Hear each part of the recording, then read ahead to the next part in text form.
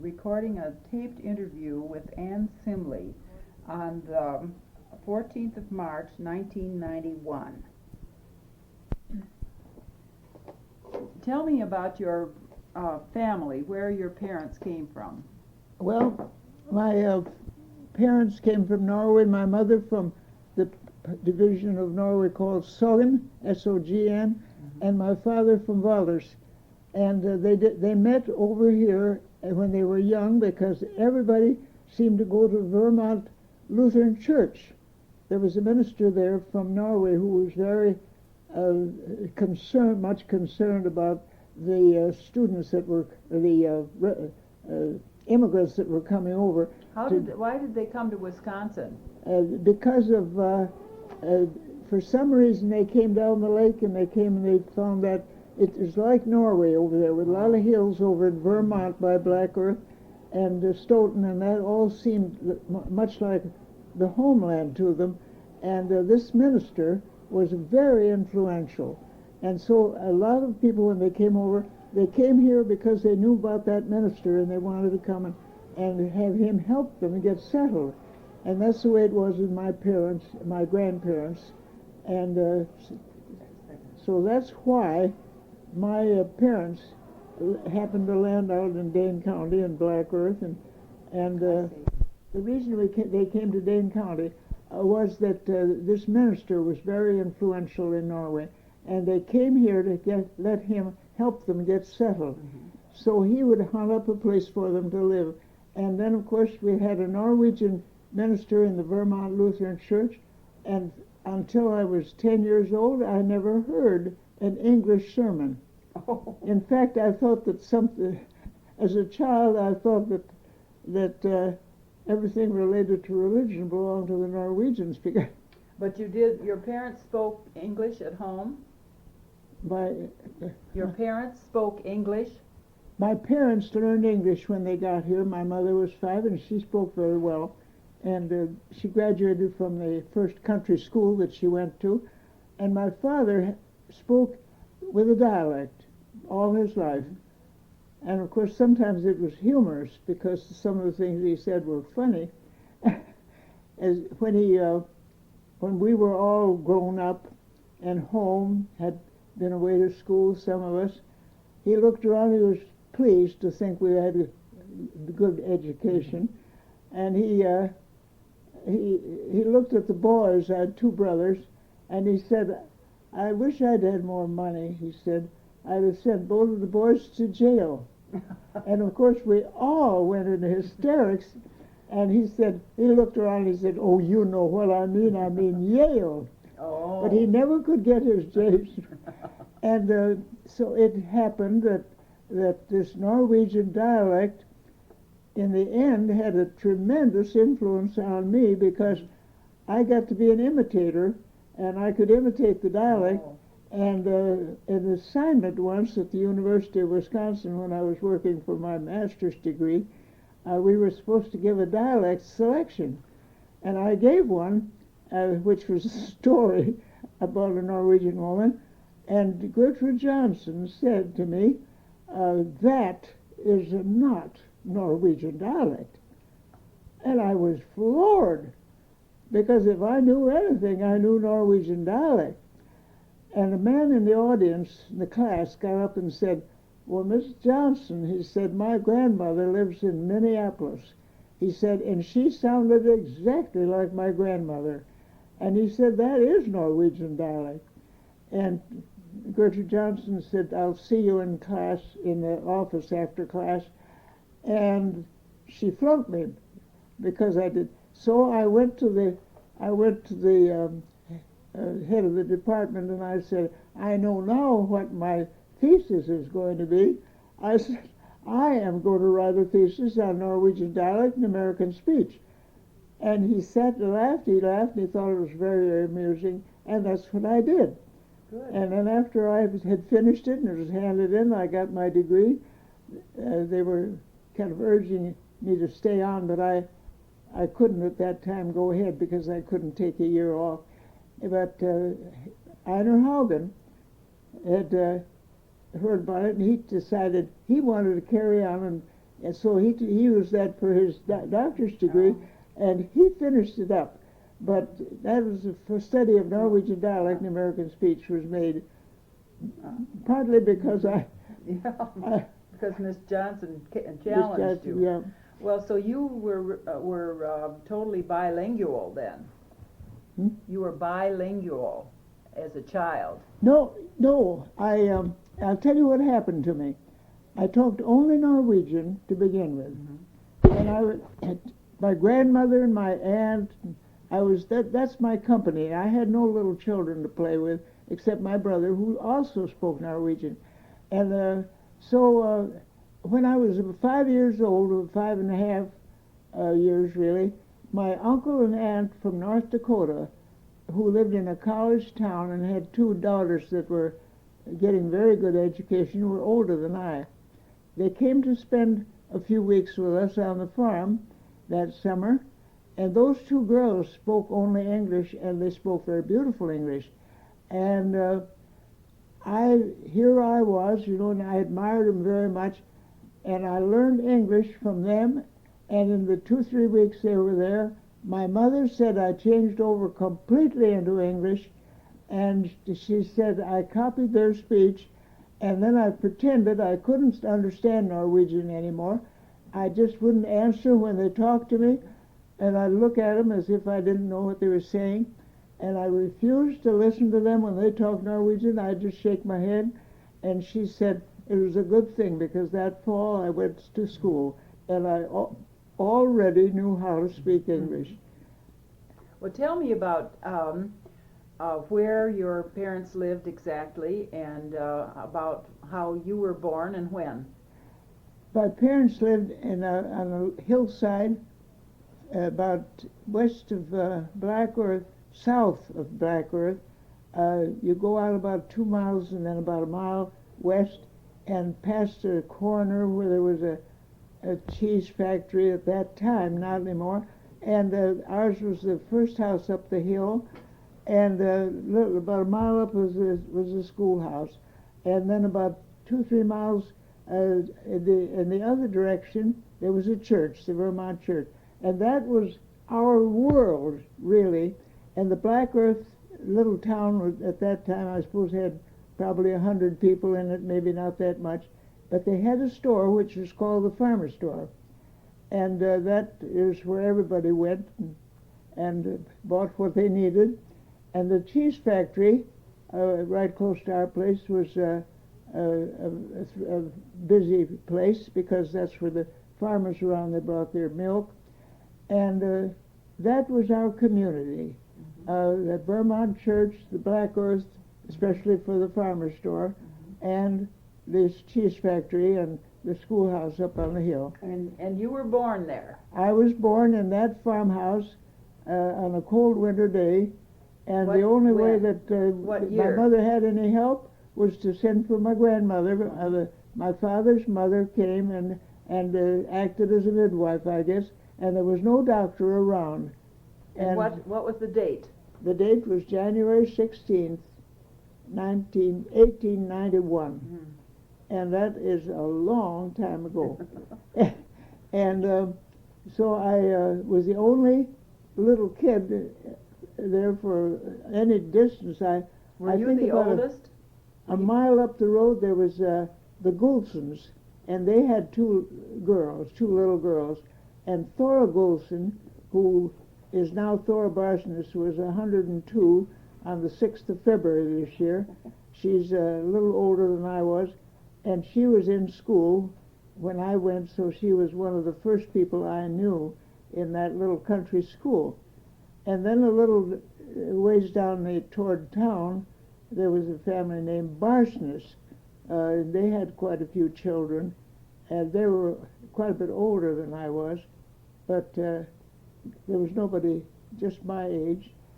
So I spent a lot of time with my grandparents and my parents the first 4 or 5 years of my life. Well, you were the oldest? I was the oldest. Then I had a brother who came as 2 years younger, and then another brother was born, but not until 1897. And then in 1900, the sister who was here was born. And then we moved away from Black Earth and went up to Amory, Wisconsin, to a farm which was located on a lake. And it was a very, very beautiful location. But at that time, it was pioneer life. And the house was what we'd call pretty inadequate nowadays. It finished off on the inside with building paper with sawdust between the walls for insulation. And so the second year we were there, my father had a big house built and a new barn, and we lived there 20 years, and then we moved back to Black Earth. Oh. And came back, and then my father went into business there with some of his former neighbors, and it was a disaster when the Depression hit in 1930. They lost the whole thing, business and everything. What kind of farmer was he? My father was the sort of a pioneer there, because they had to first cut down the woods and then plant. And of course, it took a long time to get the farm developed, but it was a very beautiful farm, dairy farm, because it was on the lake, and he knew about getting fish and planting fish, and he planted pike in that lake, and there had been no fish in the lake, spring-fed, and they kept still about it, so we were just feasting on good fresh pike all the time. We could go down there and drop a line any time and get a fish.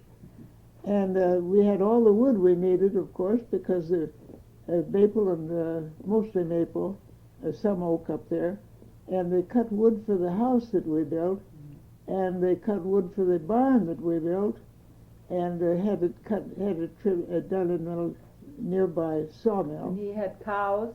And we had about 20 cows, and the main income came from the cows. And my mother had a lot of chickens, and we had turkeys, and we had geese, and all kinds of wild fruit around. It was a very interesting place. Did he? And when you were in Black Earth, did he raise corn primarily? In Black Earth, we had a small farm out there, and what I remember as a child was that my father we raised potatoes and corn, but there was such a small farm, and I don't remember anything like thrashing machines, but up north, of course, we had them. But I do remember raising tobacco, and I remember having to go out and take the worms off the tobacco, and they're big green worms about the length of my first finger, and homely, awful-looking things, and it was a job that the kids could do. They'd go and knock them off into a pail. You'd come home with a pail full of tobacco worms, and it used to annoy me, and I thought, how can people chew that stuff when they have those dirty worms on it? And that's my recollection of tobacco. But my father did raise tobacco, and that's all they had for a living is the cows, and the tobacco was the main part of the cash crop. What was your house like in Black Earth? In Black Earth, our house was a two-story, still standing, and a rather an attractive house now. It's changed a little. I noticed they'd painted it and added an addition, and it had a bedroom, and it had a bedroom and a living room and what we called a front room in those days. Parlor. It wasn't heated only, of course, with a wood stove, and so the farmers never had very much heat in their front room, except when company was coming, or there was a funeral or a wedding or something. And then upstairs there were 2 or 3 rooms, and then we had a summer kitchen. And of course at that time there was no such thing as screen doors and screen windows. We had mosquito netting to keep the bugs out. And we thought we were quite cityfied when we got our first screens, because I was used to mosquito netting. I suppose you didn't have any plumbing. No, outdoor plumbing entirely. And not only that, the pump was across the road on the hillside, and they had to go over there and pump the water. And then we had a cistern, and then the salt water came off the roof into the cistern, and we had that on the farm too. We had no indoor plumbing. There was no electricity until Roosevelt became president, and he started the rural electrification. And inside of a year, the entire farm community in Wisconsin, and I think all over the United States, was changed practically overnight because we got electrification on the farm. What did you use for light? Kerosene. Kerosene lights. And the last couple of years we were in Amory, we got some newfangled lights that was something with gas of some kind. I don't know, Gas. special lamps, and Like we felt like very citified. A Coleman lantern sort of thing. I don't know probably. what they were exactly. And then when we got back to Black Earth, well, of course, we had electric lights at Black Earth by that time. But the rural electrification was that was Roosevelt entirely. He certainly did a wonderful thing for the farmers, and it changed the roads and everything in the country. My mother said, "Wouldn't it have been wonderful to live on the farm with electricity?" Yes. And it would have. Oh, yeah. Electric milking machines and all. We didn't have that. Mm-hmm. And stoves and Everything. heating. Oh, it would have been wonderful. What was the school like that you went to? And the first school I went to was a little district school, and I remember most everybody talked Norwegian there in that district, and they talked Norwegian during the day in English school too. And as I remember, the teacher spoke with a dialect herself. I didn't at the time. I didn't understand that, but as I look back, I know that's what it was. And of course, in the Norwegian dialect, the S's are very definitely affected because there is no Z sound in Norwegian. There are fewer sounds in Norwegian, no TH sound, and there's a distinction between DJ and J and Y and those. See, there's not much distinction in the Norwegian. So I can remember that she talked about music. And as I grew older, I was aware of that the word was pronounced music with a Z sound. And but I didn't understand phonetics at that time. But so the people that graduated from that little country school and never got any more were sure to come with a dialect, Norwegian dialect. How many pupils were in the Oh, school? I don't suppose there were over 20.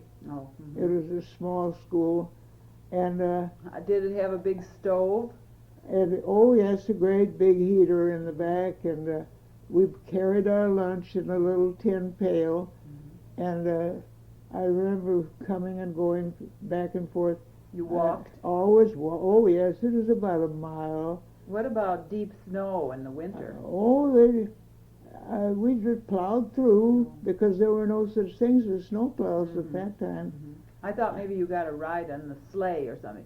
You must Well, have had a horse, didn't you? We had horses, yes, but we didn't have a real, what you might call, real riding rig. We had a lumber wagon, and that's what I remember as a child. We had only a lumber wagon, and then we graduated from that into what they called a light wagon. Well, the lumber wagon was pretty big and heavy, and that's for hauling farm stuff. And the light wagon was more for going to the store and things of that sort. And I got so I could distinguish when I'd hear a truck, when I'd hear something coming up the road, there were two ruts, and that's about it, because there were no such thing as road scrapers or road graders or anything like that in those days. And I got so I could recognize my grandfather's lumber wagon from ours, and I knew if I could run down the road and meet him, that he'd stop the horse and pick me up, and that I could sit in the seat with him and feel in his pockets, and he'd have peppermint drops in his pocket. And so that was something if he went to town, I'd spend a lot of time out there on the porch where I could hear the lumber wagon coming, and then I'd go out to the road and get the peppermints. And I remember those, yes. I suppose candy was a treat. Oh my, yes. Did anybody go to Madison at that time? I don't remember ever having been in Madison until after I came back. Oh, And I was, 10 years old when I left, and we didn't leave from Madison, we left from Black Earth. Yeah, We took a night train, and I don't know when the furniture went. I suppose that went by freight before we did. And we took a night train. It was the middle of the winter. It was December, around Christmas time. And we arrived in that new farm during the Christmas performances. And I remember just what an awful feeling it was to come into a completely new place at Christmas time.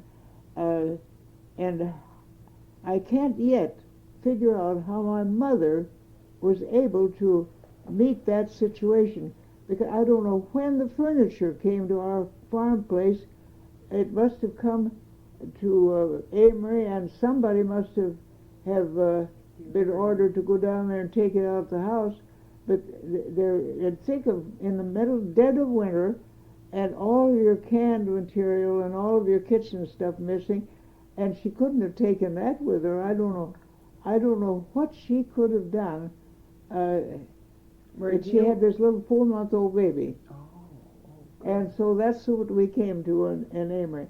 And then we had to find out where to go to church, and the closest, of course, the only church we ever knew anything about was the Norwegian Lutheran, and we had to go 4 or 5 miles to a neighboring town to go to the Lutheran church.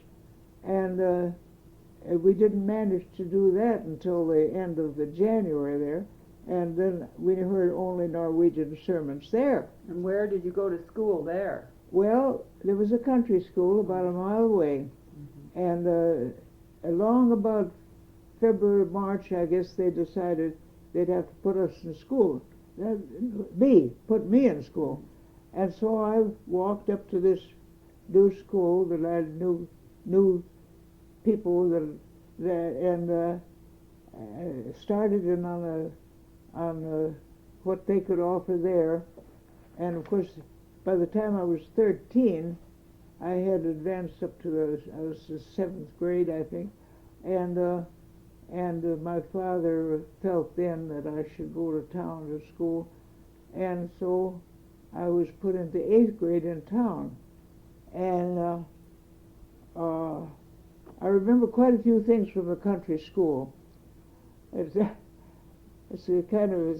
very democratic affair, I can tell you, that everybody's treated the same, and all these farm kids sitting there, come in there, carry their dinner buckets, and sit there at noon and eat their lunches, and it wasn't like the school today by any means at all, just any stretch of the imagination. And the teacher usually was, well, I'd say just a few steps ahead of the students, but almost anybody could get a job teaching country school. Didn't matter, those farm kids made no difference. Just so keep in school. You had, I suppose you wrote on slates in those days? Oh yeah, we had slates. You sat at big and double we had blackboards, and we had a library, and it was about the size of that bookcase. Oh. And that was the library. 6 feet. Well, I was pretty good at reading, and I read everything I could get my hands on, but we didn't have very much at home either. My father was interested in the blue books from the state of Wisconsin, and he had all the blue books there, and that, of course, wasn't very good reading for a little 8, 9-year-old kid. And somebody gave me a book called the Brownie Book, and I had that memorized about the first year I had it. And but there was a lack of reading. I found Pilgrim's Progress, and I struggled through that when I was about 9 years old. I didn't understand what I was reading. What did you do in the summertime? Well, I played with it out in the yard. We went swimming and wading and picking berries and I played with the boys, and they were so mean to me, and I tried to get meaner to them. And when they got older, they were still meaner, and so that I wanted to play ball with them, and they were very, very much opposed to having a girl play ball with them. So they fixed me up a bat. It was a big board of some kind, and then they went and found some rotten eggs, and they substituted those for the ball, and I got so that I could hit pretty well, and I hit a rotten egg, and I got it all over me. And, well, that was the kind of thing that went on. And then in the winter when we went skating, well, they always gave me a space, a place at the end of the line, and they have about 10 people in the line. And then the first one would stop dead, and then they'd switch them, and I'd go flying. I went halfway across the lake once and saw stars in every direction, and anything just to torture me. These were your younger brothers who did this? Yes, my brother was 2 years younger, the other one was about 4 years younger, and the neighbor boys, and then we had two cousins that were there, and the neighbor boys, they all ganged up against me. And so then I got a little older, and then I began to find out I was left out everywhere. They'd go to, when they got a little bit older, they'd go to town to dances. I was very slow maturing. I was 17 and a half years old before I knew what it was to be a real young lady. I just simply was not a mature girl when I was 16, as many of the others were. And of course then they'd have nothing to do with me. I was a little kid, and they weren't going to have any messing around with any little kid. But well, did you play with dolls at all, and with your neighbor I just girls? loved dolls, but I was ashamed. I thought I was too big to play with dolls, so I pretended that I was getting them for my young sister, Esther. And I'd see a doll, I'd just crave it terribly, but I pretended I was buying it for Esther. But I could make doll clothes. I was pretty good at sewing by the time I was 9 or 10 years old. I had to make my own underwear, and I made it out of the flour sacks that we had. My mother would bleach them as much as she could, but I had many a pair of pants with a gold seal, metal seal on the bottom of it, and I was just hoping for the day when I would grow up so I could buy ready-made clothes, but because I had that kind of stuff for underwear. Did you have high-button shoes? Oh yes, I had high-button shoes, and then my two brothers got old enough so they wanted to go downtown to dances. And I wanted to go. Oh, no, nothing doing. I was not going to hang along, go to any dance. So I had to iron their shirts for them. Then I was about 15, 16, and so I had learned how to make coal starch. And one night they had ordered their white shirts ironed, and I fixed them good and proper. I took those shirts and I took the shirt tails and dipped them into the coal starch, and with the collars stiff as a board, the seat of the shirt tail was also stiff as a board, and they couldn't get their pants. And so I thought I had got my revenge on them, because I think they were pretty uncomfortable in those shirts when they went to that dance. And another time I got even with them. One of them said, call up Art up there at Art West and tell him we'll meet him at the corner. So I called him up, and then I gave him the wrong time and the wrong place, and so they wouldn't meet. You had a telephone by then? We got a telephone when I was 12 years old, and that was the first time I'd ever talked on a telephone. And my sister then was 2, and when she heard her father's voice, she looked up and she said, I got 2 papas, one here, one on the phone. Oh, that's cute. So that was a new thing. That was a wonderful invention for farmers. Well, we had a lot of fun on that farm, but it wasn't until I was 18 years old that I really fitted in any place. And by the time I was 18, I was a very, very good student in high school, and I became valedictorian of the class. And but we had no extra Curriculum. curricular activities of any kind. There wasn't even a glee club. There wasn't a basketball, which you can imagine, a basketball team. It wasn't a ball team. There wasn't anything, and it was a dull school. But we did have a play when I was a senior, and I got a chance to be in that play. And I had never seen a real stage play. Never. I had never. Well, they had the first suggestion of moving pictures, so that we could see the picture move, but there was no talk with it, you see. And that was in 1910. They hadn't yet discovered the movie. So I thought that play was the most wonderful thing that had ever happened. And I had in me, you see, the makings of a person for theater and for that kind of work, but no opportunity. You had a part in the play. I had the I had the makeup, but I didn't have the ability to. I had never seen anything, or we haven't taught anything, and I'd had no chance to do anything. They had these declamatory contests, and we had one girl that always went, and I never got a chance to be. And I sat there and I thought, oh, if I could just be at that contest. Oh, would that be wonderful? I thought she was the most wonderful thing ever walked. I didn't get a chance to do any of that sort of thing until about 2 years later. And then all of a sudden, I had the opportunity. Well, I graduated from high school. Nobody had ever mentioned college. There was no such thing as college mentioned, even.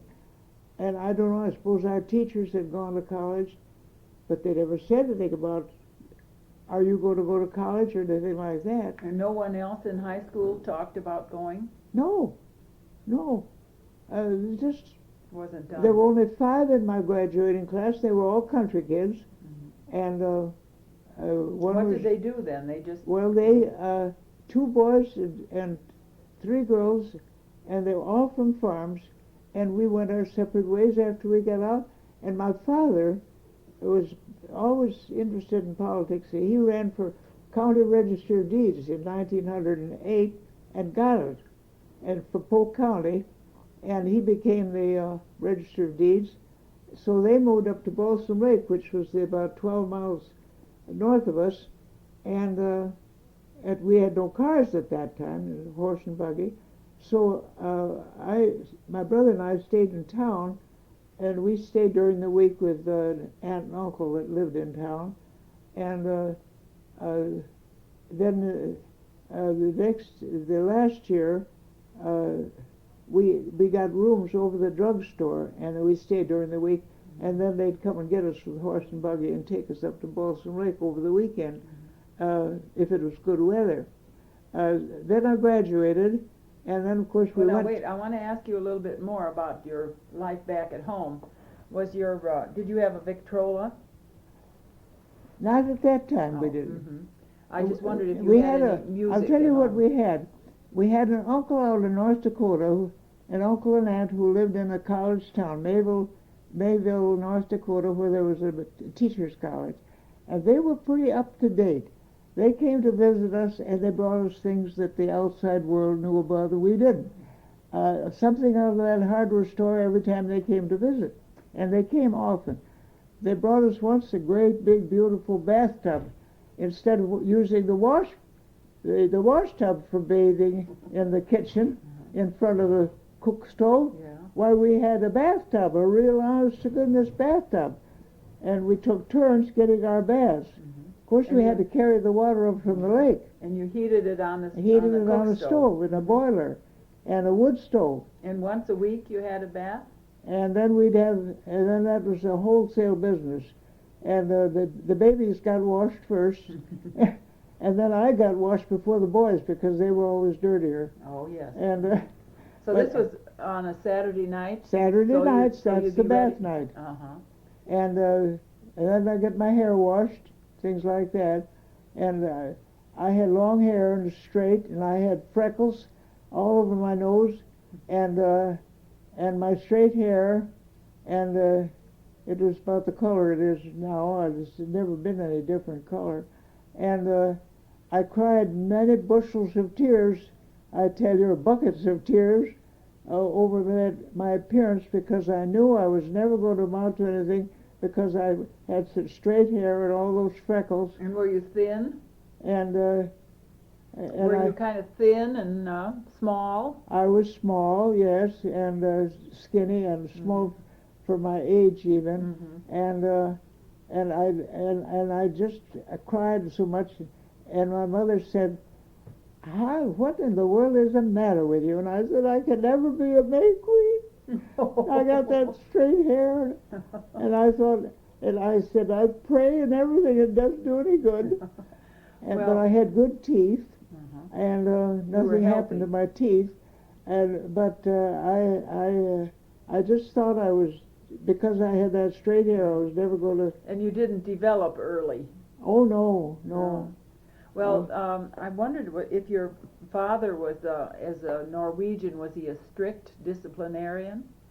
My father was a very different character from my mother. My mother was very frugal and industrious and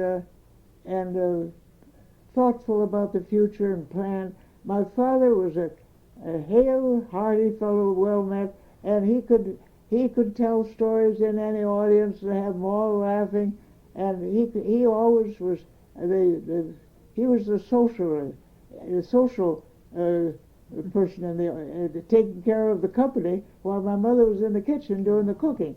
And my father was always having his friends come home and have dinner with us. And all of a sudden my mother would be called on to go out in the kitchen and get a meal ready for 6, 8 people. And so she spent most of her life cooking. One incident that I remember, and I was in a little movie show once called The Farm Woman of Wisconsin.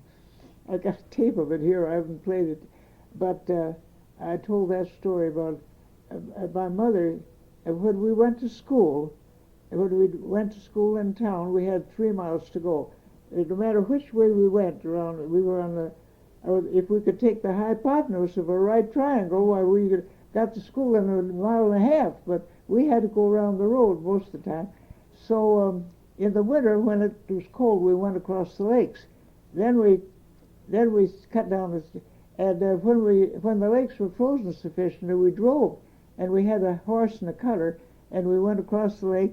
And as we came up the hill, here the banker's wife lived, and every morning I'd bring her a pint of cream from our we did have a separator. There we got really up, and we had an ice box, the kind you put in a chunk of ice in the top, wooden one, and a drain, and you have to drain it and empty the drain every morning. But we did have an ice box. We had an ice house at second year we were up there.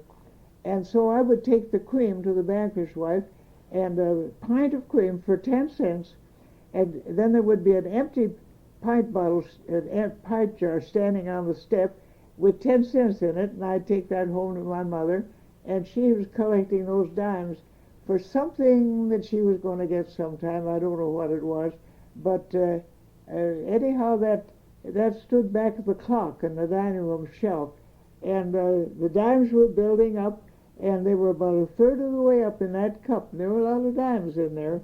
Every day there'd be a dime come back from when we got home from school. And one day my father came in the summer, and he said, "Any money around the house here?" And she said, "No, I guess there isn't anything." And he said, "Well, I got something got." He says, "I've got to get some money." Well, and do you kids got any money? And I didn't have anything more than about 10 cents, you know. And then he said, "What about the dimes?" And I saw my mother go white. And she didn't say a word. He went over there and took that pint jar that was then about almost half full of dimes, and he said, "Why, I can use these." And he walked off with them. And my mother said, the only time in my life that I ever saw my mother cry, and the tears just rolled down her face. She never said a word, but there went her dimes. And I never found out what she planned to do with those dimes. But that little episode has stayed in my mind ever since. And that must have been 1900 and, I I suppose 7 or 8, somewhere in there. Did you help around the house? Did you help her? Oh, and I had certain jobs. Mm-hmm. I was supposed to wash dishes and clean lamp chimneys on Saturday and wash windows in the summertime on Saturday. And we didn't have screens, we had mosquito netting. And of course, washing windows I thought was kind of fun. I didn't mind that so much. I could get outdoors. You didn't have to help cook? No, I didn't do much cooking. I wasn't much good for cooking. Once in a while I had to learn to do something so I could peel potatoes and I could... Did you gather eggs and, yes, and that sort of thing? Yes, learn how to do that. And I could go out and pick wild strawberries and come home with maybe a gallon pail full. And we had lots of wild fruit. And I discovered a cranberry bog, and we had cranberries. I didn't mind going up there and getting the cranberries. I like to do things like that. And then I did quite a bit of sewing, but my mother was very particular about sewing. She was an excellent seamstress. And she had a machine? If I didn't do it just right, she'd make her rip it up again, and then I'd have to do it over. So she had a sewing machine? Yes, we had a sewing machine. And then my brother thought that was wonderful to play on. So he had it hooked up with machinery of all kinds that he invented. But he wasn't much help with the sewing. But I got to be pretty good at it. And that turned out to be a great asset to me in my adult life. Because when I went into theater work, renting costumes in the Depression days was something we could hardly afford. And I was able to sit down and create costumes from all periods, including Louis XIV and Queen Elizabeth and everything else. And I made some of the most beautiful Shakespeare costumes you ever saw. And I could rent them out to the other teachers who were having as bad a time as I was, and still have my costumes. They'd come back all dry cleaned and ready, and I could put them away and rent them to somebody else. Oh, good. And so it turned out that my mother's instruction to me in sewing was most helpful. And as a result, everything I own I've made myself, practically. I made my own winter coats, and I made my own suits. And that is a good skill to have. Did you play any games at home? Any family games? Games? Yes. Oh yes, we used to have we weren't allowed to play cards because my aunts thought that was very sinful. A card with a regular mark on it, that was forbidden. But we found we could get French cards, and then we could draw the other designs on there ourselves. So part of the fun was fooling my aunt so she'd know that we were really playing cards. And then we played dominoes and checkers. Parcheesi? And did you have parcheesi? Oh no, I don't think so. We had a piano, and we had to take lessons. And my piano work wasn't very successful. I could play a few tunes. I still could, I suppose, but I would never be a musician. But as soon as my mother was out of hearing, I had a book. I had a book on the piano. Then I'd start to read. And then when I'd hear her coming, then I'd begin to play again, practice. So my practice was hit and miss. But my brother picked up music very well, and he learned to play the pipe organ. And he played pipe organ in church after in his adult life, and it was very useful to him. And my sister had piano lessons. So we had a piano. We got it from a cousin who was living in Minneapolis. They were going to move away, and they didn't want to take the piano, so they shipped it out to our place in Black Earth. And that made us one out of a dozen farms, because not very many people had pianos. So we had a piano. And we also got a St. Bernard dog from them. And that was something to have on a farm, because it was like a showpiece. He weighed 180 pounds, and he was a beautiful white St. Bernard. And then we also had a peacock. And the peacock would strut in that front yard, and the people driving by after they got cars would stop their cars and look, and he'd see he was getting attention, and up would go the tail, and he'd turn around and show himself off to them, Was he friendly to you? he never really enjoyed farming, so we always had a lot of hired help, and we had anybody that come along wanted a job usually got big hired man, and but it was a beautiful farm, and he was very popular in town and held a lot of offices. He was on the school board and he was on the town board, and they wanted him to run for assembly, and I shook my head at that. I didn't think he should do it. But where he needed cash if he was going to hire It would have been too much for him because No. he wouldn't have been able to handle it because he wasn't quick at writing but he was a great reader. But my father could entertain anybody, and he never was afraid. He'd attack anybody. He'd visit with them and talk to them.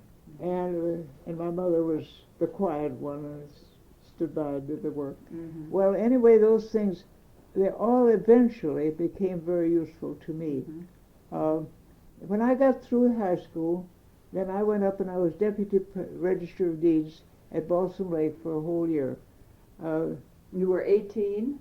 I was 18 then, and I had to do everything by hand. You see, there were no typewriters, and the books, my goodness, the books were they were at least 3 feet long, and they were so heavy that I suppose they weighed about 35 pounds, and you had to write everything by hand. So I learned all about legal papers, deeds, mortgages, quitclaims, and you name it, and things like wills and everything of that kind. And I sat there and copied. I went back once to look, saw my name in there, and some of the deputy. And then I got acquainted with men who were working on, in real estate offices and abstract offices. And so I learned that sort of thing. Well, then in 1910, when I was 19 then, I had a cousin out in Montevideo, Minnesota, who had worked in the bank several years, and he came out. He was going to look up some of his relatives. He was about 28, 29 years old, and he went down to Black Earth and saw his grandmother for the first time, and met some aunts for the first time, and they said, you ought to drive back by way of Amory and then go over to St. Paul, Minneapolis on your way home. And they said, and there's a family up there, the Anne Simleys. And he said, they've got a family. And so he decided to come up and see that family of relatives, his uncle and cousins up there. Your father's name was Nels? This young man. Your father's name was Nels? Nels, N-E-L-S. And what was your mother's name? Karen.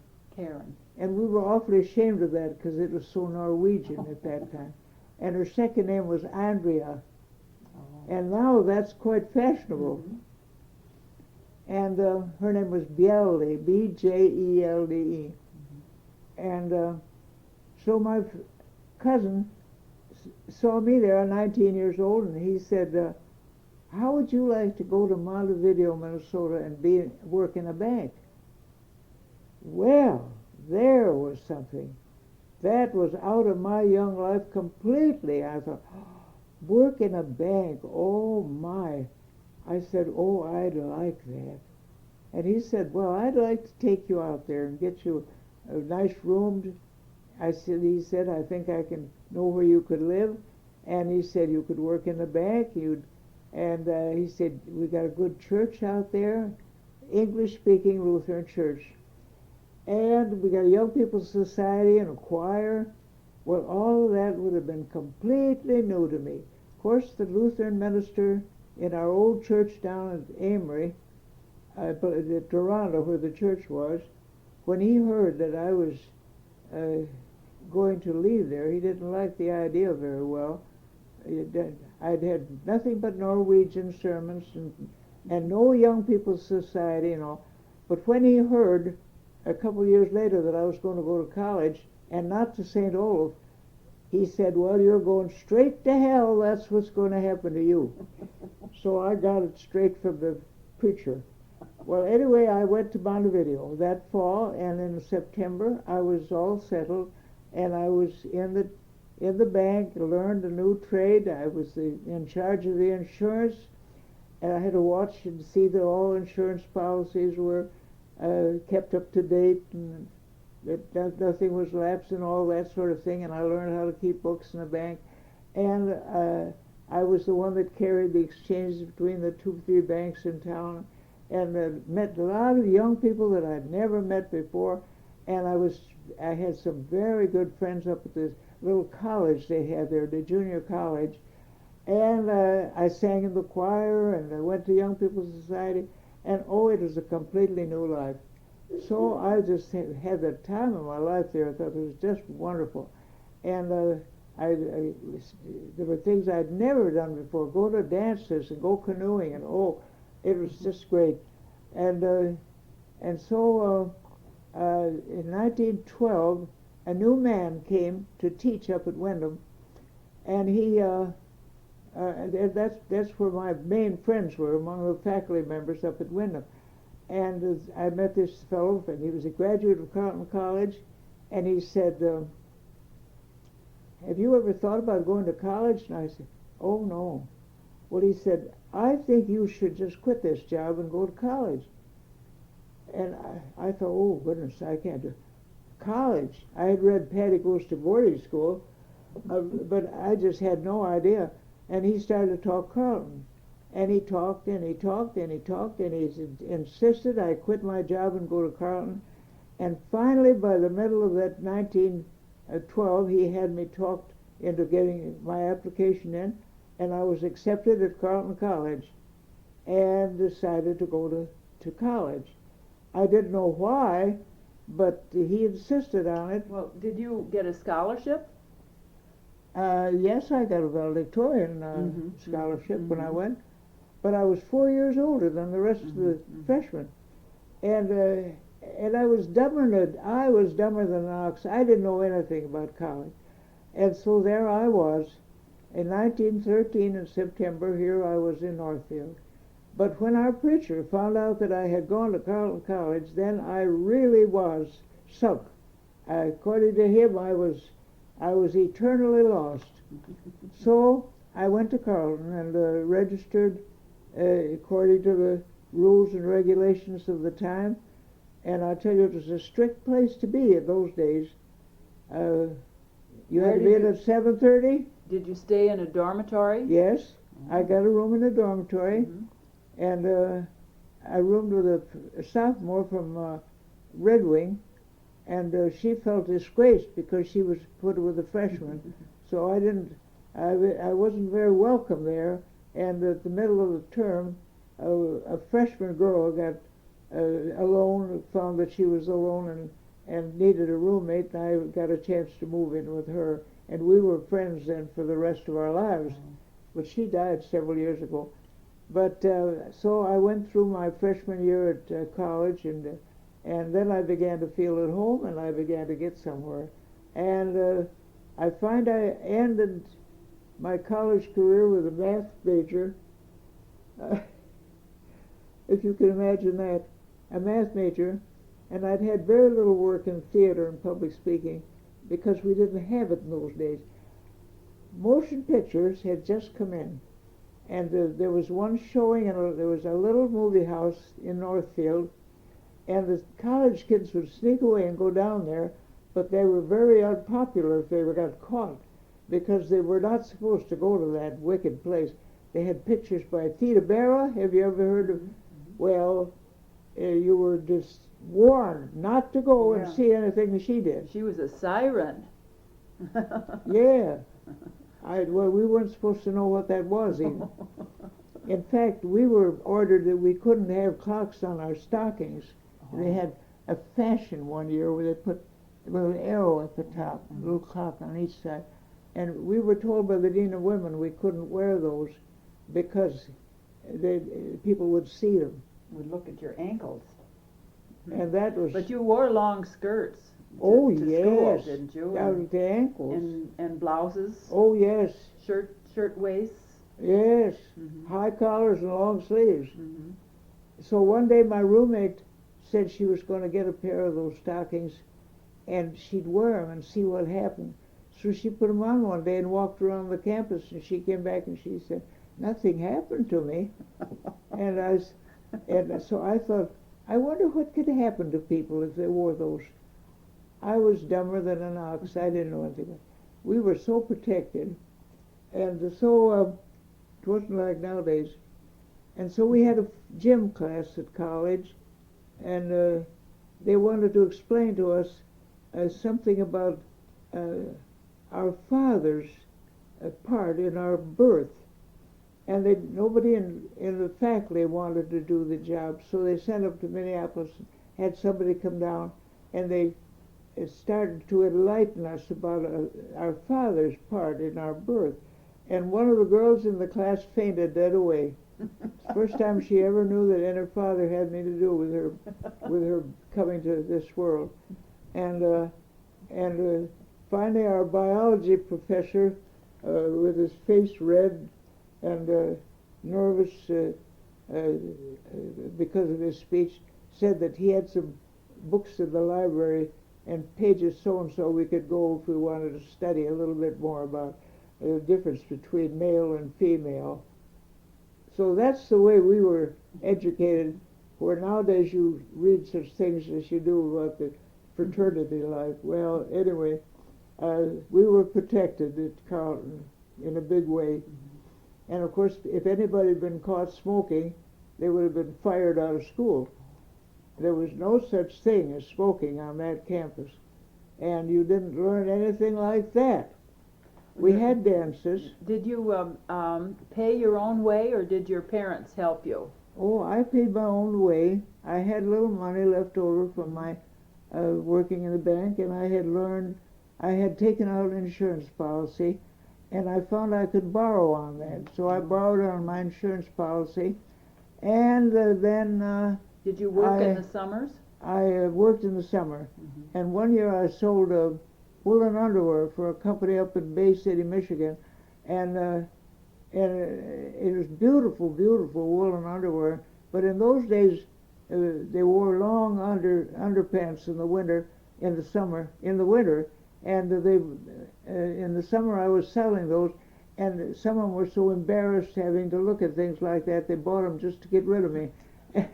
and I did very well in my sale of underwear, and from both men, women, and even some children's underwear, and that was pretty good. And one summer I went out as a babysitter with a family, and got very well paid. And I did some typing in my freshman year, but I got a job as what they called bell girl down in the dormitory, and I would be the one that would answer the door. Oh, you don't know how formal they were.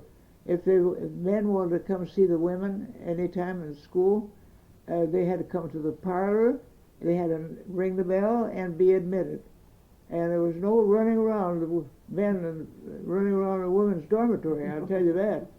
And then that was my job. I was bell girl. And then I had other jobs that finally found that there was nobody that could shampoo hair. They had no beauty parlor in Northfield at the time, and the dean of women came from the east, and she'd always had her hair done by the Harper method. And she didn't know how to do her own hair. She didn't know how to wash her hair. She said, "Do you think you could learn that?" And I said, "Well, I've always washed my own hair. What do you do?" "Well," I said, "I get a bar of ivory soap and wash it." And she said, "Well, if I write to this woman out in wherever it was, in Boston or somewhere," yeah, she said, "I'll ask her if she can tell me what to do." Well, the woman wrote back and said, "We use Castile soap, and we shave it up and boil it and get it, and it comes in liquid form." And then she had some other borax that she used, and she said, "This is what we use." That was the Harper method. So this dean of women gave that to me, and she started me out, and I turned out to have the hair washing for the whole dormitory. Well, that was pretty good business. I earned enough to pay my tuition that way. Every Monday was free, and I spent the whole Monday washing hair. But in order to get soft water, we had no soft water in the building. I had to go over across the campus, about a block. It is about as far as from here, almost over to that Marbella building, and get 2 pails of soft water out of his cistern, because he softened his own cistern water. And he said, didn't he just have chemistry prof. Didn't just have rainwater? Well, no, we had no way of catching it. Oh. And so I'd carry that back to the dormitory and heat it on the candy grill and wash the hair. And my uncles made a table for me with 2 wash basins in it. And for 3 years, I washed hair. The 4th year, a hairdresser probably came into Northfield. Took your business away. My business was gone. I was gone too. But that's the way I earned probably the biggest part. And then I owned a camera. And I took pictures of all the events where kids taking part, May Day dance and things of that kind. And then I had an understanding with a photographer downtown. He'd do my pictures first of all, and I'd get them up on the bulletin board, and then I'd take orders for them. And I made 2 or 3 cents on every picture. What kind of camera did you have? Oh, I had a little A Kodak? Eastman Kodak, I guess. And I'd have my pictures up and a sign-up sheet, and I'd get orders for, and I'd make sometimes $1 or $2 on those pictures. Money didn't come in hundreds; it came in 50-cent pieces. And that was another way of getting a little. And then one year the college just decided I'd been doing pretty well, so they gave me a nice scholarship. And I thought that was just wonderful. They gave me a $75 scholarship, and I've paid that back 100 times over since. Sure. But that's the way I got through school. And in 1917, I was ready to graduate, and I had if it was just one course I had trouble with, and that was Latin, because the professor had it. I was in disgrace because I'd never had college Latin, high school Latin that wasn't taught in our little country school, and for that reason I was in disgrace. You're supposed to have Latin. You're not supposed to graduate from Carleton without Latin. That's all changed now. But so I had to take 2 years of Latin in one, and I had a little run-in with that professor because he was not nice to me. And I went to the president and told him, well, I was 22 years old. I wasn't going to be talked to like that. And I had gumption enough to go and tell the president. I said, this is what Dr. High School said to me. And so the next year, Dr. High School went funding for another job, which suited me just fine. But I got through, and I graduated with honors, and I decided I was going to teach math. So I went out to teach, and they said, what do you teach? And I said, math. Superintendent said, math? Women don't teach math. Men teach math. Well, I said, what's wrong with the women teaching math? Well, they just don't. Well, I said, that's where I got my good grades. I got all A's in math, calculus and integral and differential and everything else. I don't even remember now what I had. And astronomy, I said, I've had all the courses. No, we don't teach math. We want you for a high school job? We said, we want you for speech, for English, and for theater. This was in a high school? High school. And I said, I haven't had any work in those things, speech and theater. We had rotten course in speech. Oh, good for nothing. And the theater, we had 1 play a year, and I was in those, but I didn't know anything about it because they hired everything done. They hired the costumes made, they hired somebody to put the makeup on, they hired the theater downtown. We didn't have a theater at Carleton. And so I was in there with that stuff I didn't know about. But I was good in, I had a natural inborn feeling for reading aloud. And the kids I put in the declamatory contest went out and won all the contests. Where was this? St. James, Minnesota. Oh. And so our kids came home with first places, first place in oratory, first place in humors, first place in poetry, and up I went, of course, and I got a little better salary than in the first year, $75 a month, and next year the men were called to war. Of course, the war broke out in 17. And so all my classmates had gone, some of my relatives had gone to war, and here I was teaching down there, and here were a few young men in the faculty, and by year's end they were all called, and there was no principal got called, and so the school board came to me and they said, we'd like to have you consider coming back next year as principal. And I thought, now what are you going to pay me? I'm not going to devote $75 a month any longer. So by that time I was 26 years old. So I said, well, I'll consider it. What will the salary be? Well, they said we've thought of raising you probably to 100, and they could see that I looked kind of. So they said 110. I said 110 for that job when the men have all gone to war. I said nothing doing. No, I said I won't do it. I'll do what I'm doing. Well, he said, we'll see what we can do. I got my contract, I got 125. Well, that was a considerable raise. So I was there 3 more years as principal. You never did teach math? Never got, except to coach the football boys when they were delinquent. Never got a chance to teach math. But I can make out my own income tax now that I'm 100 years old, and Really? that's more than some of them can do.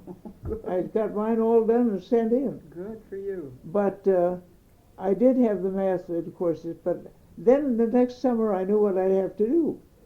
I'd have to go back to school and learn theater. So I went to the University of Wisconsin. I took speech correction. I took theater from Fred Berkey. I learned how to do lighting. I learned how to make scenery. And I was in every play that I got a chance to be in. And I went back and I just did a wonderful time with theater. You did that in summer school? I went to summer school. More than 1 year? Oh, goodness, yes. I went until way up in the 30s, and then I was ready for a PhD, and I had done a lot of the work, but I had to put in 1 year on campus, and I couldn't afford it because if I had left school then, they would have had to pay my substitute. You came to Madison because my father and mother moved back to Madison. Oh, yes. They left the farm in 1920 and moved back. And in the meantime, we had become friends with one of the finest families in Northfield, a professor whose wife was a multi-millionaire, and they had given buildings to Carleton, and they'd done so much for Carleton. And my brother got a chance to go there and work for them for his room, and they had a special apartment for students over their garage. Lovely, modern little apartment. And he went there and lived there all the 4 years he was in college, and they gave him his 5th year free. And he went there because you had been there? Because I had been there. And then because he was there, my young sister, that's here now, went, and she met her husband there at the end of 2 years, where she left there, and went into kindergarten work, and then they were married. And all of that was because I went to college. And so in a family, these things hooked together. So my brother became a PhD in psychology and ended head of the department at Tucson University. And he died about 5 years ago. And so when you came back to Madison, you stayed with your parents? When I came back to Madison, and you see I stayed at Black Earth and came into school. Oh, yes. And then I stayed in St. James 4 years, and then I decided I wanted to make a change. And so I got a chance to go to Litchfield, which was just outside of Minneapolis, as principal. And there I was going to get a bigger salary yet. And the first year that I was there, some man that I had known at Carleton, I do his sister real well. He used to be at the house once in a while. He was way ahead of me in school. But he was a principal at Northwest School of Agriculture at Crookston. And that was a school which was set up by the University of Minnesota to take care of the farm kids in that big section of Minnesota, you know, that goes up like this and way up here to Canada and over to the Great Lakes and down. And it was just wild pioneer country. And there were no towns in there big enough to have a high school. It was just a farming country, and mostly Norwegian immigrants up there, and French, some French settlements. I thought there were Swedish in Minnesota. It's just a lot of weren't people. there Swedish there too? What? Weren't they Swedish? Swedish, some of them were Swedish, Mm-hmm. and some Norwegian and some French, and then there were also some Icelanders, but they were pioneers up there. Mm-hmm. And the one man who had a little vision was down in the legislature, and he said, "We've got to do something about this big area up there in northwestern Minnesota." He said, this is 1900, we're early. And he said, the day is going to come when those young men and women growing up there, and our little kids now, he said, are ready for high school, and there's no high school. He said, who will be the leaders in that country? We've got to get a school in there where those folks can go to school. So they set up what has not been done in any other place that I know of, what they called the Northwest School of Agriculture at Crookston. And it was like a college campus, two big dormitories for men, a big dormitory for women, a home ec building for the women to learn how to do home ec work, a big 2-3 engineering buildings, a farm, a great big barn and stock and farms around there. The boys could go in, they could take agronomy, they could take engineering, they could take poultry, they could take livestock work, the girls could get home ec, and they could get a good education, and they had it for 6 months, starting October 1st, ending April 1st. And that 6 months, every day counted. You went to school 6 days a week, and they had the best teachers they could get a hold of, and they taught all these high school subjects, and then everybody had to take some courses in art of some kind. It had to be either theater or music or drawing or something in art. And we had violin teachers, we had piano teachers, and they were looking for somebody in English, and they wanted somebody that could take charge of the speaking work.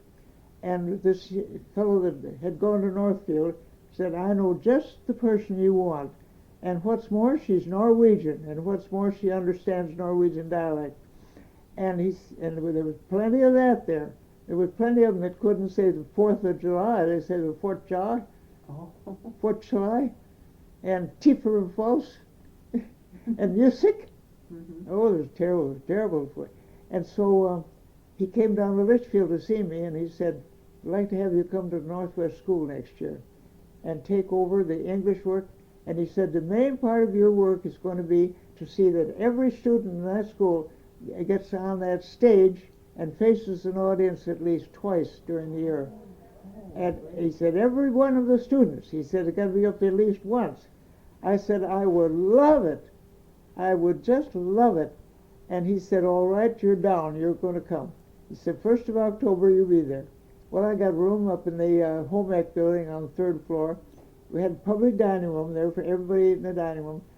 And I stayed there 8 years, and I just loved it. Oh, did you get a good salary there? Oh, yes. I thought it was wonderful. I got $1,200 a year for 6 months, Oh. and it cost only $150 for board and room for the whole year. Mm-hmm. Mm-hmm. And we had a place for the car. I bought a car, and I had a place for the car. And then we were sent out in the country to give programs at the various schools. And in my 3rd and 4th year, I went out, and I got paid for going out and give programs. And it was just the best thing I could have ever done. And then I had a chance to work with the students with bad dialects and bad speech. And by that time I was very good at it because I'd had some good courses here, and I'd had courses in phonetics. And I just, for example, I'll just give you one example, a couple examples. One man that I had, some of them were old as I was. They were some of them had been in the World War I, you see, and they were back at school, but they'd never had a day of high school. And so one of the fellows there came to me, and he was going to he had to come and have a part in a program. And I said, now listen, I said, before you get up on this platform, a couple of things you want to do. I said, how about, I said, I'll make a date with my dentist downtown. You go down, have him clean your teeth. He said, clean my teeth. He had green moss all over the top of his teeth. And I gave him $1. That's what it cost in those days. And I said, you go down to the dentist and have him clean your teeth for you. And I said, stop in the barber shop and get your hair cut. He never had his hair cut. Mother put his bowl over there and then trimmed it around with a scissor. So he went to the barber shop and got his hair cut, and he went to the dentist and got that moss off his teeth. And he didn't recognize his own teeth. They were white and lovely.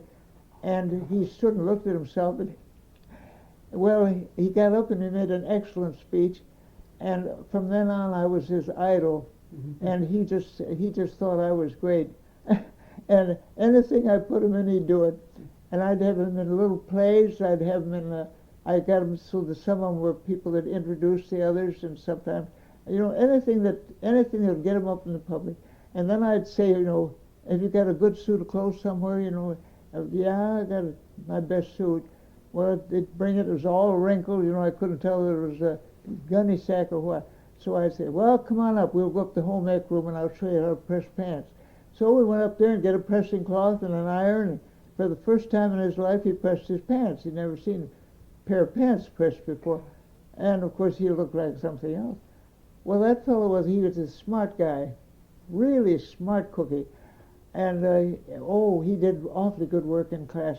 And no matter what I assigned, he'd do it. And he became a very, very fine student.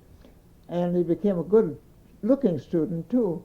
And he decided to go to the University of Minnesota.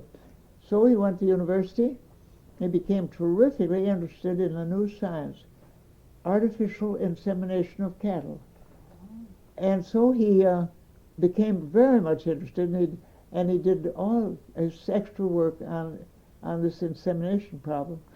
And pretty soon they put him in charge of a project, and he was supposed to go out all over the state and talk to the farmers and explain the artificial insemination. So a couple of years after he graduated, he just spent his time with the university going out and spreading the gospel about this new science. And he told me, he said, gee whiz, if it hadn't been for you, he said, I'd never have this job. He said, and he said, well, what would I have done? He said, if I'd gone on the way I was. And he just couldn't get over it. His life. Oh, he would have gotten down on the ground and let me walk over him.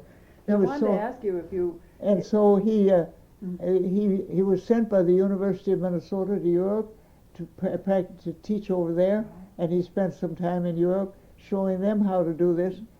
And where is he now? Now he's down in Florida. He's 89 years old. I had a letter from him a couple of days ago. He has children who had all gone through college, grandchildren, same thing, great-grandchildren. He's just finished a house he's lived in for a while down there. He's in a regular mansion right now. And he still writes and says, and if it hadn't been for you, this never would have happened. Oh, that makes it worthwhile, doesn't it? So, there's something to teaching if you really know how to help them. I wondered if you were aware, as you were growing up and about, since you're talking about 1920, if you were aware of the women's suffrage movement. I didn't think so much about, I thought of the possibilities the kids had and how they ought to get over these bad habits. I had Lester Mondale, who was the oldest brother of Walter Mondale, and he was a brilliant, brilliant student. And he was here last summer to see me. Oh, God. He's also 88 years old. He's a very brilliant person. He's got a PhD from Harvard, and he was a wonderful student. I had a lot of really wonderful students, but I wasn't thinking of any reward myself. I was thinking of what they could do and what they should do. And I thought, if I'd had a little better help myself, I wouldn't have wasted any time. Mm-hmm. But I You weren't at all involved in wanting to get the vote? oh no, I just I just was so glad to help them, and I was so satisfied when they made a good showing. Mm-hmm. Mm-hmm. I had one student that was, I felt sorry for him because he had such terribly bad manners. So I picked a play in which there was a character that was just like that, just exactly like that. And then, of course, they were trying to fix him so that he'd make a better showing. And, of course, I took every advantage, you see, to slip in. And so I'd say, well, of course, now this is, here's the way he eats, you know. I said, he takes his knife in one hand and the fork in the other. I said, to shovel it in. And I said, now that, of course, you wouldn't do, but I said, this is what the character's supposed to do in the play. So I said, you just do that in the play. I said, of course, you know I'm not telling you to do this, but I said, do it in the play. I knew he did it all the time. I saw him eat a piece of pie. Oh, I'm sure there were a lot of those farm kids who did that, who ate like that. Took a piece of pie at a banquet one night and ate it right with his hand. And so I said, all the things that I had seen. And I'd say, now, of course, I know you don't do it, but I said, do it in the play, do it in the play. And he began to look, he began to realize he'd been doing. And I said, the right way to do it. And then, of course, the play had to do with where they were something like, I don't know what it was. Anyhow, it was a good one for that purpose. So then where did you go from there? Well, I was there those 8 years, and I was going to summer school in the meantime, and that's when Gertrude Johnson told me that I didn't know anything about Norwegian dialect. It's about 1928 or 29, we had that course. I was sitting next to a man who was an awfully nice-looking young man, and not young man exactly, but I thought he was nice-looking, and I didn't know who he was, but they seated us alphabetically, and I had to sit there. So every morning I'd come and I'd talk to him and say hello, and he'd say hello to me, and I lived out of Black Earth, and I drove in. And then one day we had a reception, and we were all out in the lounge, and he said, I want you to come over here in the corner, he said, where there are a couple of chairs. I want to talk to you. And he said, where are you teaching? Well, I said, I'm teaching up at Crookston, Minnesota. And he said, how long have you been there? And I said, well, I've been there 6, 7 years, I think, something like that. And he said, when do you expect to get your degree? Well, I said, I don't know. I think I'm just about through now. I said, I've got to I got to get a thesis written, and I've got I think a year or so before I can do anything. And he said, I want to know where you are, because he said the first vacancy that we have at Hamlin University, he said, I want you to come and be in the Department of Speech. And I said, I know Hamlin. I said, we always played him every year in football, but I'd never been inside of any of the buildings. I just used to go up to the games. And he said, well, I'm head of the speech department, and he said, I've just been looking for somebody like you, and he said, I want to keep track of you. Well, I said, I'm going through St. Paul on September, 30th or something this year, and I said, I always stay overnight there when I go up because I can't make the trip in one day. And I said, my sister lives there, so I'll be staying overnight. Well, he said, we'll make a date right now. And so we made a date for September or something, and he came over and got me and took me out to dinner that night. We went dancing, and I thought he was pretty swell, and so I said, well, I'll let you know where I am. So he had somebody then. And so the next year, I was back to finish my work, and I got my degree at Madison, and told him, and I met him again in the spring, and I met him again in the fall when I went back, and the next year I was teaching down at Cape Girardeau, because I got summer jobs awfully easy after with the agriculture school. You see, we were free in April 1st, and if I didn't go to school, then I went down and got a job someplace. So I taught in Glencoe 1 year, and I taught in Cape Girardeau 3 years at the college, the Southeast Missouri State Teacher. And so June 1st, 1930, while I was having my hair permanent, I guess, a telegram came, and it was from Hamlin University, and he said, "Vacancy has occurred." He said, "I shall expect you September 1st. Oh. What are your replies?" So I was going to Hamlin.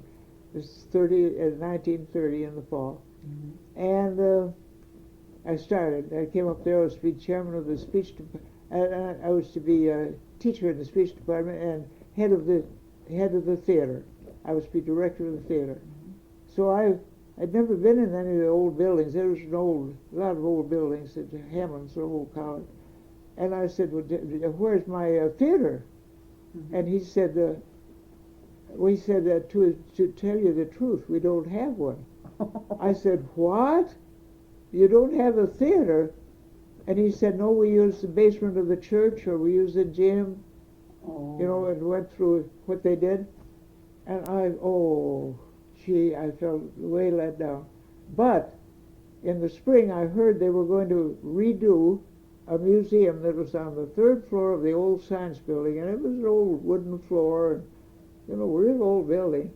I said, "Could I have 18 feet on the west end, built up 2 feet high, and a proscenium arch, and I'll do the rest of it, and I want to make a theater." And they said, "You'll make a theater?" Yes. I said, I'll engineer it with the students helping me. They said, "All right, we'll give you that." So they did. I got back in the fall. Here was the proscenium arch. Here, they took 2 little closets, one in each corner for dressing rooms. They were about as big as a closet. We could barely get 2 or 3 chairs in there. And the kids helped me. We had a couple hundred yards of velvet over at the wholesale house. Made a draw curtain. I did that. I learned how to put in the grommets, the draw curtain, and then cyclorama curtain. And I got them to put up some 2x4s for me around there. So we had a cyclorama inside. We had the draw curtain, and we had a stage, and we had our first play that fall, 1931. And we had the first play, and I became director of the theater. And in 1987, they called me back for a special day, and they had a bronze plate made for me, plaque, about the size of that small window pane there, with my picture and a biography, hanging in their brand new $2 million theater. And I received my reward for having done what I did in the theater. And so Charlie Templer and I worked there together for 20 years. And we had the same work in all our classes, in the speech classes. I had interp, and he had debate. I had theater, he had debate and oratory. And the rest of it, we had the same assignments, so he could be away and I could take his class, or he could take mine. And I'd stayed at Hamlin 28 years. Oh, great. And they've been just marvelous to me, just absolutely marvelous. Well, you must have been good to them.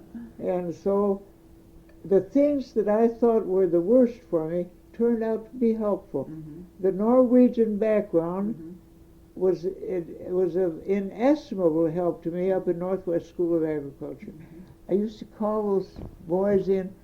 I knew they'd be in Congress. I knew they'd be running for office. I knew they'd be in public positions. I wanted them to get away from that terrible dialect. And as this one boy said to me one day, I said, "You're Norwegian, of course." And he said, "How did you know I was so Norwegian?"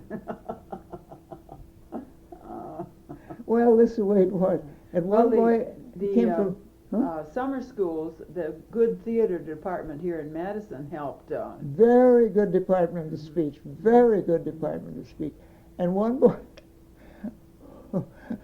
who lived in Thief River Falls, And he'd always talk about going home to Tief River. He was going up to Tief River over Sunday. And I said, you must learn to say Thief River, Thief River. So every day he'd come for a 15-minute drill. And we'd have all the TH words. Then, think, through, you know. And so he went through these words. I said, now you're doing very, very well. Good for you. Now I said, practice this. Do it.